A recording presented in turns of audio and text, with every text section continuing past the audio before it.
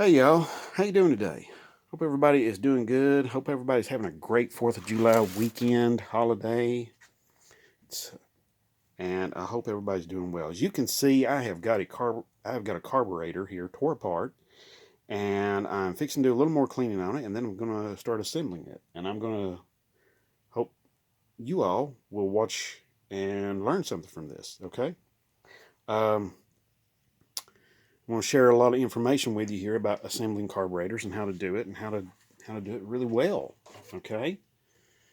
Let's see. Let me get you all in a really good position so you can see exactly what I'm doing. Oh, sorry about that. Didn't mean to block your.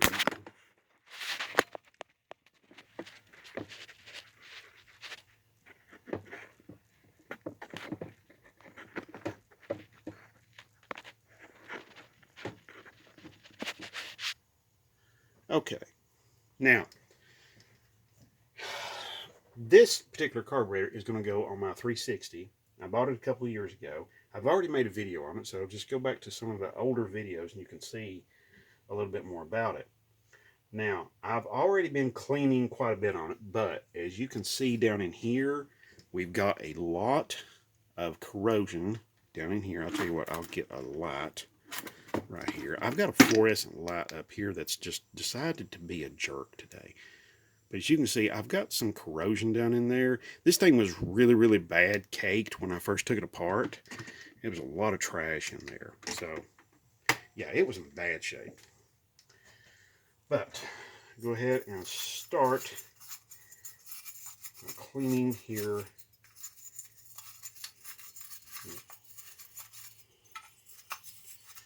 Get all of the dirt and the crud and all of the stuff that just gets the sediment that gets built up in there over the years. Now, you might get lucky,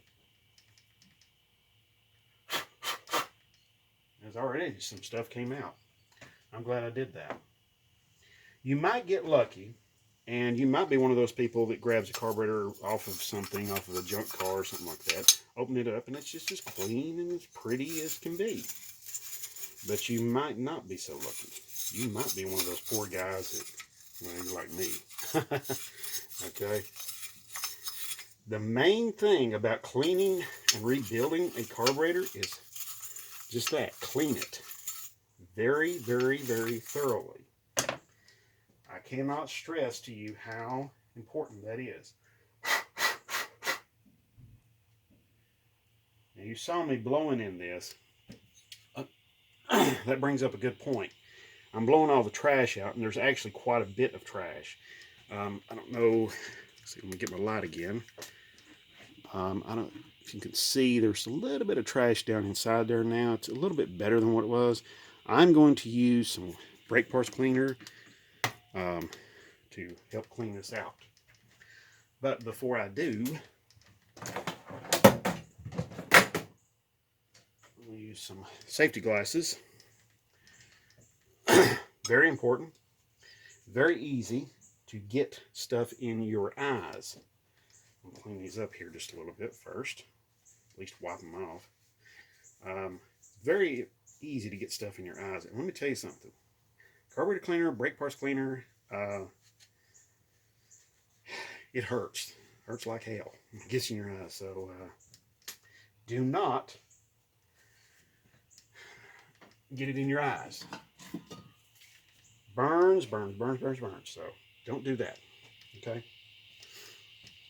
Now, I tore this carburetor apart months and months and months ago to get it so I could clean it up. Okay? Now, you don't have to use a really high dollar brand of brake parts cleaner. Some are better than others, but, you know, it doesn't, there's no real, you know, there's some that are definitely better than others, but anyway.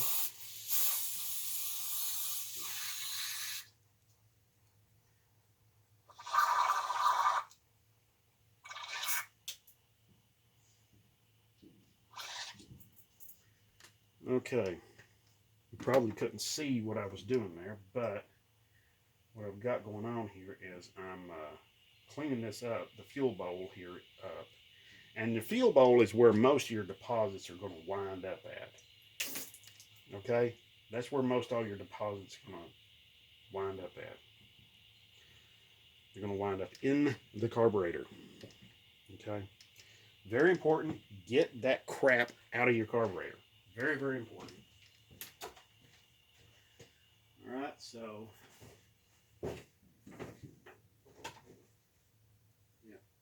get the filth and the crud and all of that stuff out of your carburetor. Very important. If you don't, what can happen is that stuff will continuously give you trouble for years to come. Every time you try to operate the carburetor. Any kind of little... Now,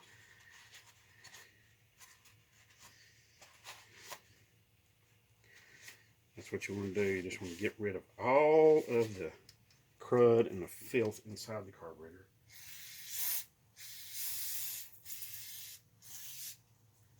You want to clean out all the little holes.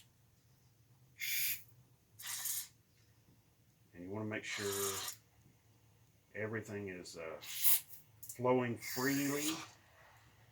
There's no questions about anything. It's all... Nothing is getting held up.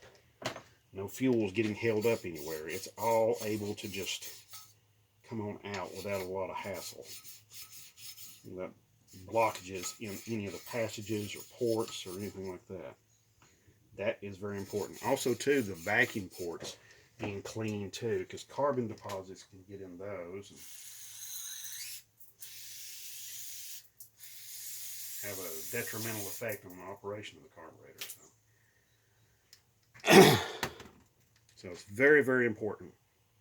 And I know you saw me just dropping this used brake parts cleaner on the floor. It evaporates really quickly. And not only that, I have a wooden floor here in my garage. So there you go. Yeah, so...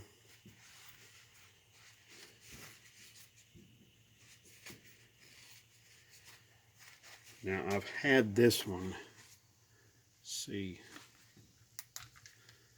as you can see, we are cleaner now. We are much cleaner. So the main thing is you want to make sure and get everything like as clean as humanly possible. Okay, that's what you want to make sure of. Because if you don't, what can happen is that all of that old dirt and stuff that's in your carburetor can come back and be a big, huge problem.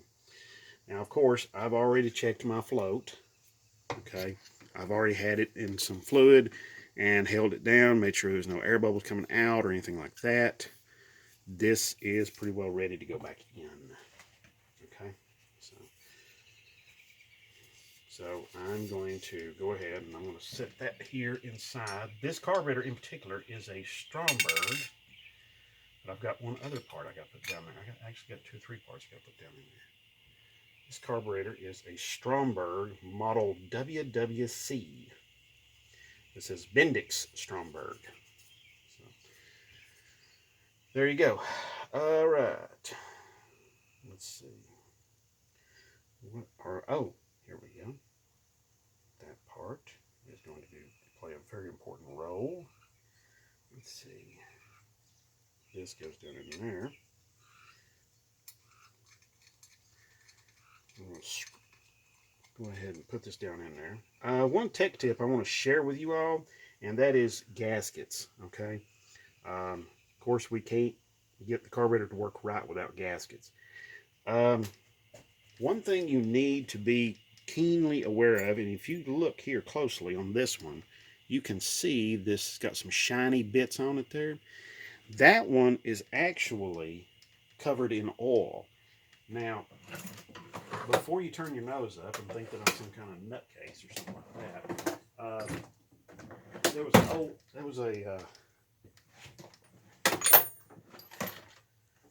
get a screwdriver here. There was an old timer that shared that trick with me years and years and years ago about taking gaskets and coating them in oil.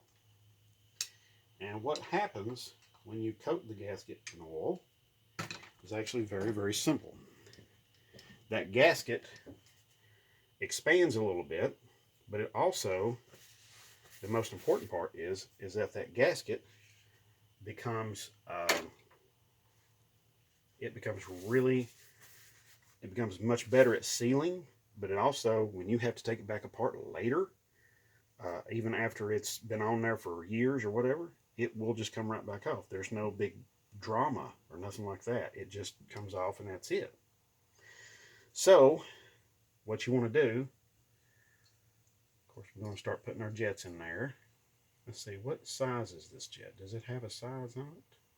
Sometimes some of the factory OEM jets don't have any sizes on them. This one is clean. However, I'm going to just give it a quick little shot of brake parts cleaner. These parts have been in a bucket with some oil. So some of these parts have oil on them, and I wanted to keep, I've had this carburetor apart for quite a long while, and then things started getting in the way, and I didn't have time to go back and start putting the carburetor back together. So that's why it's in the state that it's in. Okay, so what we'll do here is we'll get my ratcheting screwdriver. If I can use my ratcheting screwdriver, maybe. Well, no, I'm not. Or maybe I am. Hold on a minute. Let's see.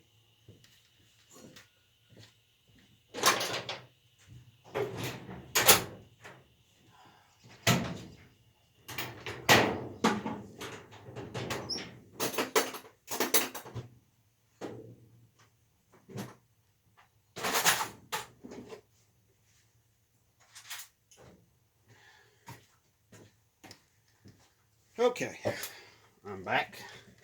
Had to fetch a couple of little tools. Here we go.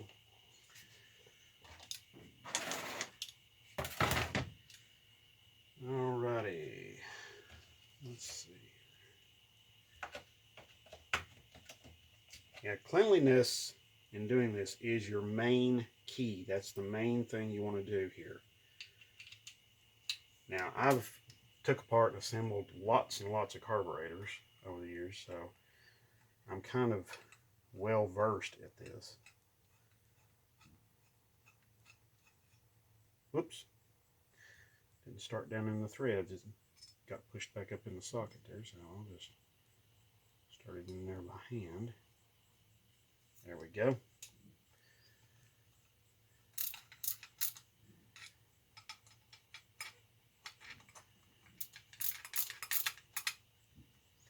All right, jets are in there. Needle and seat assembly. You can see, yeah, we got our needle and seat down in there. We got our jets down in there. They are ready to go. All right, so next, oh boy. Okay. All right.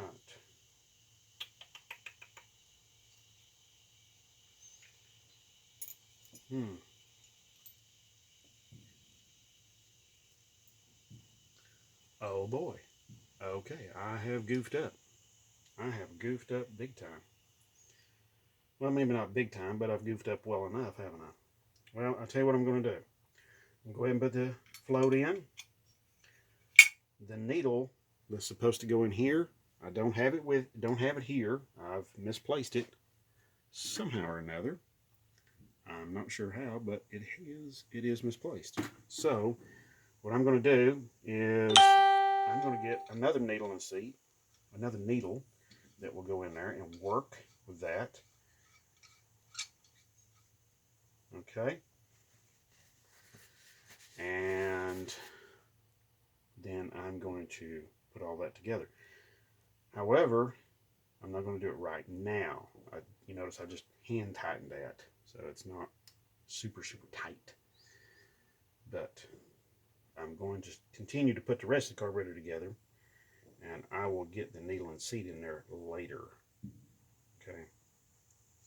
My apologies for that. I do apologize for that. That is clear oversight on my behalf. Tremendous oversight. Let's see. Yeah, that's better. Tell you what, before I go and put that down on the throttle body here, this is your throttle body, okay? And just so you know, carburetors have a throttle body, port fuel injected gas engines have a throttle body, all kinds, even the throttle body injected engines have a throttle body, of course. So what I'm going to do, I'm going to put these, got these little springs. They go on my idle screw, my mixture screws, idle mixture screws. Now, like I said before, I've already went through it and I've already cleaned these idle mixture screws up. And if you hear, yeah, my neighbor's in the background shooting off fireworks. 4th of July. And I'm putting together a carburetor. Okay, so here we go. Now, there are a lot of people that will tell you,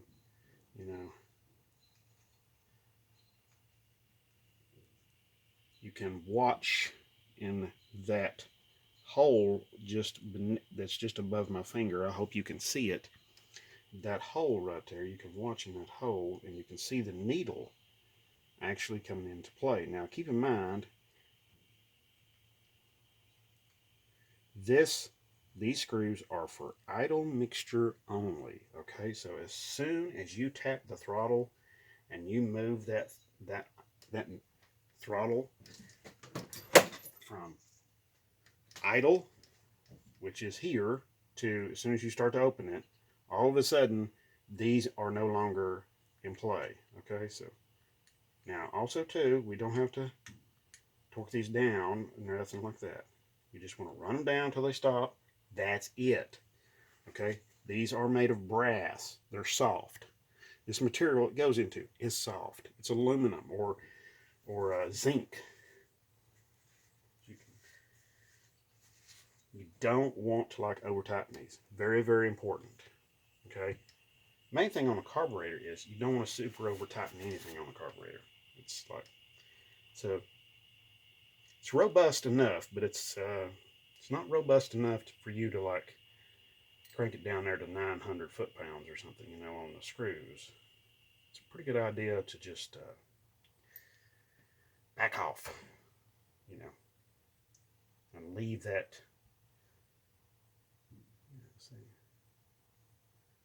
I think this is more like it.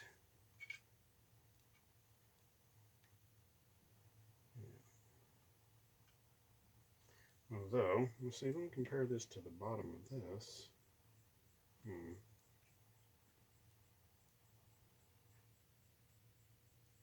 Let's see. And this to the bottom of this. Okay. It looks like, yeah, it looks like this one's going to be my culprit. This one's going to be the one. So, here we go. Alrighty. Matter of fact, I'm going to take the float back out. And I'm going to take this and we'll invert it. So, we can get this on here. Because I think 2 of the screws.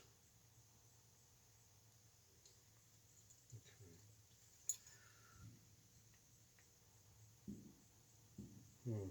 That doesn't fit real perfect, but it fits better than the other one. Yeah. So here we go.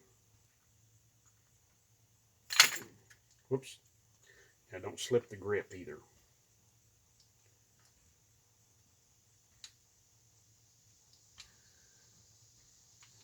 Alright. Now, whether fortunate or unfortunate, this thing has been apart for months and months and months and months. Actually, a couple of years.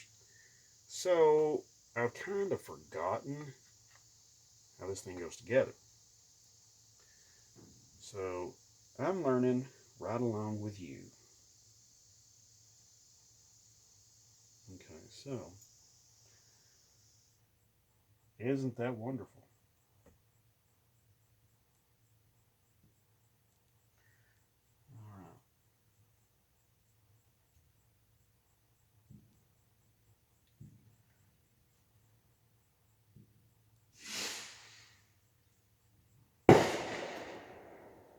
Okay, that one's too small, so we'll get that one back out. Yep, those are too small. Looks like it's going to be these bad boys right here.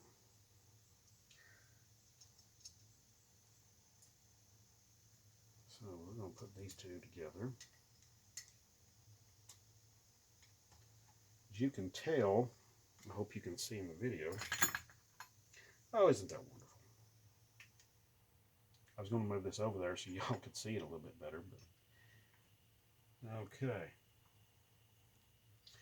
I'm going to use a little trick to hopefully line this gasket up here and hold the carburetor together just a little bit better.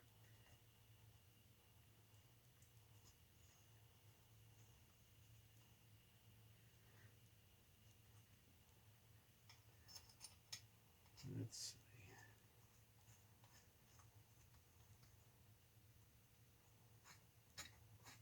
Okay, yeah, that's better.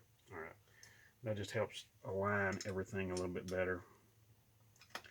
I'll take them back out before I go any further with anything else, but we just need to get these little screws, these tiny little screws, down in here.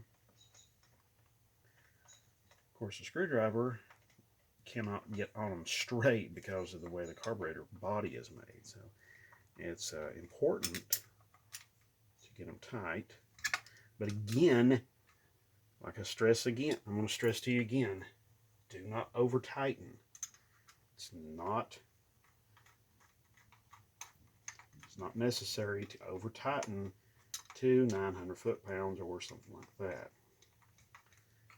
Okay, we're not going to do that. Okay, so there we go. I've run both of those down tightly, but not over tighten. Okay. All right, I'm going to put my float back in here now. Again, as you're doing this, you'll notice that you're going to be doing some things 2 or 3, 4 or 5 times. Now, this little part is your plunger. It's important, of course, to soak this thing in oil, like I've already done. However, I'm going to give it another little bit of oil all over it. So I'm just going to shoot a little oil in it and over it. This helps to a couple things. One, it gets this leather umbrella. That's what that is. It's a leather umbrella, and what it does is it makes it kind of swell up just a little bit, but it makes it very, very pliable and not hard. Okay, but also too, it helps seal it to the bore that it goes into. Okay, so I'm just going to go ahead and put it in there. And it is a little stubborn to go in there, but it goes on down in there, and I can work it back and forth. Sorry, I can work it back and forth, and it will work. Now, the rebuild kit did have instructions in it, but I have since lost the instructions. So, like I said, I'm going to remove these screws because they're not necessary to be right there for the time right now. I need to put a few other parts in here and get these out of the way. Now, like I was saying before about, this is what the gasket will look like. You can see right there. It'll look like that. You know, it's all dry and gray looking and all of that. So, as you can see, all dry, gray looking. What we want to do is we want to get the gasket looking really, we want to get it looking more like this. So, let's get out our oil. A little bit of oil on it. It's not a big deal. Okay, here we go. Now, you may be thinking, why aren't you doing this to, like, you know, some sort of 4-barrel? Well, the thing of it is this particular engine that this is going to go on just has a 2-barrel intake, which is plenty good enough to get it fired up, running, and to see if there's any issues with the engine. Now, so far, that particular engine, let me see if I can wheel you around here so you can see it. This particular engine is the 360 I bought a couple years ago. No, I'm sorry, a couple months ago. My apologies. And I got it home, made this little stand here for it, roll around stand, and it's worked fantastic. I went and done a compression test on this, and it's been doing great.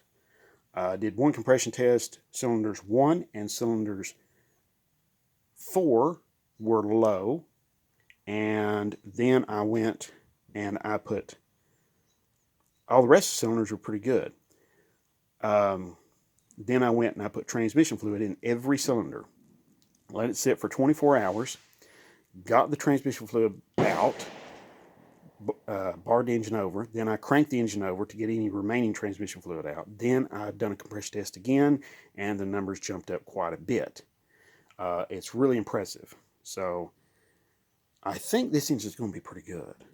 I'm hoping there's not a tremendous ridge at the top of the cylinders, and I hope the wear in the bores is not tremendous or anything like that. I hope they're really, really good.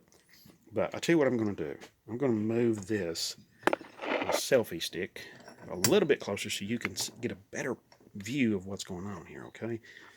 Because I really do want you all to see what's going on. I mean, there's some pretty good information here, and I'm hoping you all can learn something out of this. Okay, so we got our spring. I do remember this part. This part has to go over that right there. It will be up against this part. This is my mechanism here that will engage the plunger. So I'm going to leave that up there like that. But in the meantime, I've got to put this Venturi assembly in, and I've got to tighten it down and get the screws for it, and hopefully I get the correct screws for it. So here we go. You know, it sounds almost like a war zone out there. Okay. All right, so here we go. I think those are going to work just fine. Yeah, you can use that trick on, like, with the oil on your gaskets. You can use it on just about any kind of paper gasket. Carburetor gaskets, water pump gaskets, timing cover gaskets, differential cover gaskets. I mean, you can use that on any of them, and I've used it for years and years and years and years and years, and it works exceptionally well. Back last summer, I done a lot of work on the rear axle on my Dodge truck, and I am very happy to say that turned out really great. But the differential cover gasket, when I changed out the gear oil, I went and I put a new cover gasket on it. Not a tube of silicone, mind you, but a real gasket. Took the gasket, covered it with oil, soaked it in oil, dried it out, or took off the excess oil, and then the gasket just came right off. There was no issues with it. It was wonderful. So, that's what I like. I don't like a lot of drama when I'm working on this stuff. I like to be able to just grab it, get on there with it, put the part on, and you know, get it back in working order. You know, get everything going again, because that is the main thing. That's the name of the game here. You know, we want to get this all together. So here we go. Alrighty. Yep. Okay. Yes, that's going to work out great. It's going to work out really nicely. Okay. Now it's important. Keep up with your screws, all your fasteners, hardware clips, even little springs and stuff like that. Now, sometimes in the kits, you will get gaskets you won't be able to use or parts you won't be able to use. So, but don't throw them away, okay? Because you might find out you might need that son of a gun. So, okay. All right. See, just like these gaskets. Just, you know, I don't need them right now, but, you know, maybe on another carburetor, another part, another something like that, you know, I might need that. So that's just something to keep in mind. Tell you what I'm going to do. I'm going to go and I'm going to invert this. I'm going to take this. I hope I can do this without a whole lot of trouble. But we'll see. We will see. So I'm going to take the plunger and I'm going to hook the plunger to this little mechanism, this little arm.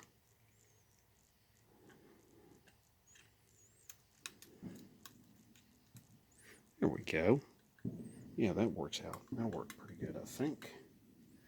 So now I just got to line up the plunger with its bore and then just carefully, slowly, but carefully work it and wiggle it and move it into place.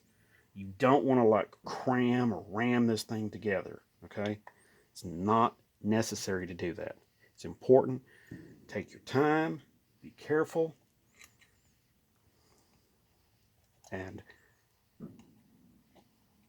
but you know, just take your time and be careful with it, man. That's the main thing, okay? And be patient, all right? So that's number one, is to be patient, you know, and so here we go. All right, so